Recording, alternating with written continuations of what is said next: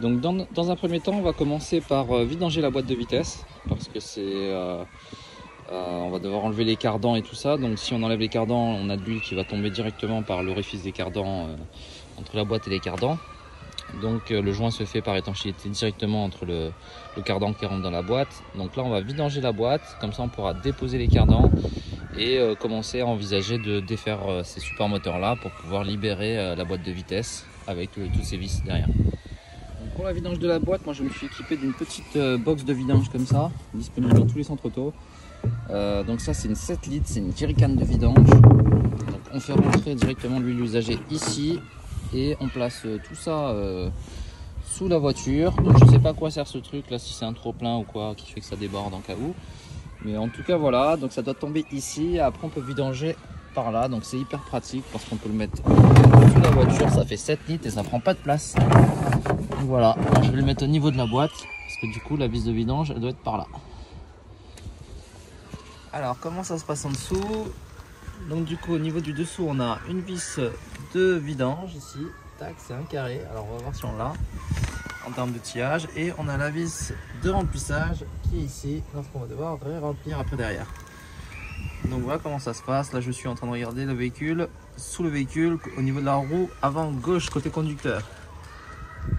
Donc voilà, une empreinte carrée, donc on va voir si on l'a. Bon alors vu que j'avais pas la plaie carrée, moi ce que j'ai fait c'est que j'ai déboîté du coup le cardan. Donc là maintenant par le cardan on a l'huile qui part. Voilà. Donc là je récupère l'huile de boîte directement dans le petit système là.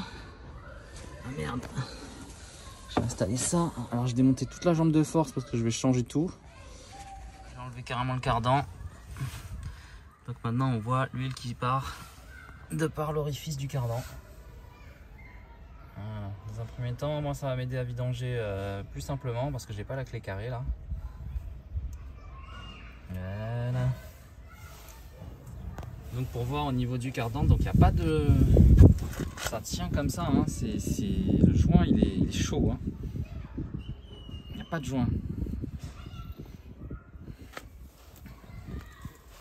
Voilà. Donc maintenant que j'ai terminé de faire la vidange de la boîte de vitesse, je vais pouvoir récupérer l'huile maintenant de mon petit système là. Alors, je ne peux pas vous dire à combien ça coûte, je sais plus combien je l'avais acheté. En tout cas maintenant voilà, bon avec un entonnoir c'est un peu mieux, mais là pour vous montrer ce que ça donne ça, et après ben normal, hein. On peut récupérer l'huile. Un petit peu dégueulasse. Ouais, un petit peu dégueulasse, je suis en train de polluer de la bonne huile là. Est-ce que je vais racheter de l'huile de boîte moi? Je pense, hein, parce qu'elle est vraiment dégueulasse.